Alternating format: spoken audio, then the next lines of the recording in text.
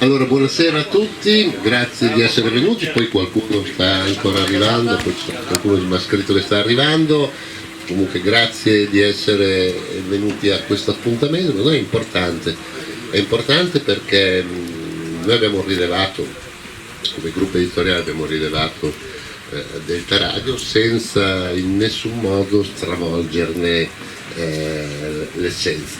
Le voci di Delta Radio continuano ad essere le voci di Delta Radio.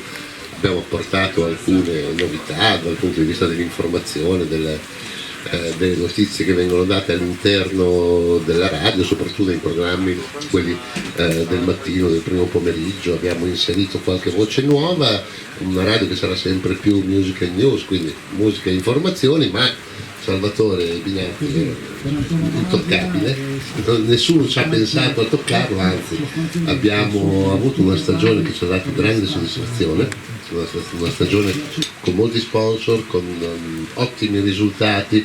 Andiamo a ringraziare tutti i partner di questa stagione. Yes World Cup, main sponsor del programma, non a caso Delta Radio Mega Sport Yes World Cup, Delta Radio Rosso Blu Yes World Cup, quindi era il nome principale della nostra trasmissione. Grazie Gregorio della collaborazione, quindi anche per te insomma un grazie di quello che avete appoggiato in questa stagione. Noi ti consegniamo con Denise e ci mettiamo in posa per la foto. Delta Radio, Domenica Sport, tutti i nostri partner commerciali. Io voglio ringraziare We Laser, ce l'abbiamo, eccolo qua, quindi Daniele Marangon, We Laser, grazie Daniele. Stefania consegna la targa del nostro partner e a questo punto volevo Giorgio e Genti sono stati i primi ad arrivare questa sera, quindi meritano un premio speciale. Loro sono Tema System. Venite qua che con Denise andiamo a consegnare una targa a ricordo di questa stagione 2022-2023 Delta Radio Domenica Sport, tra i nostri partner commerciali Tema System.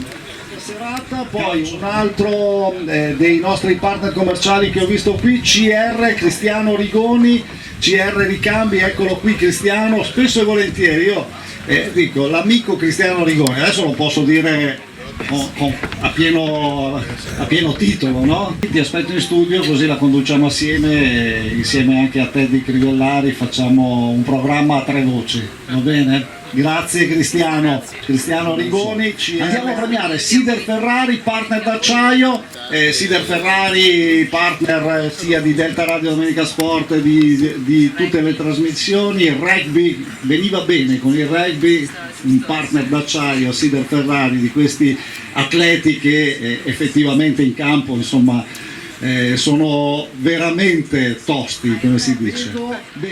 Officina Rosestolato con Andrea, vieni Andrea perché spesso ti nomino in trasmissione perché so che era un buon portiere, quindi così dice, così. Allora, quindi anche tu ex giocatore, ti consegniamo la targa per essere nostro partner. Certamente.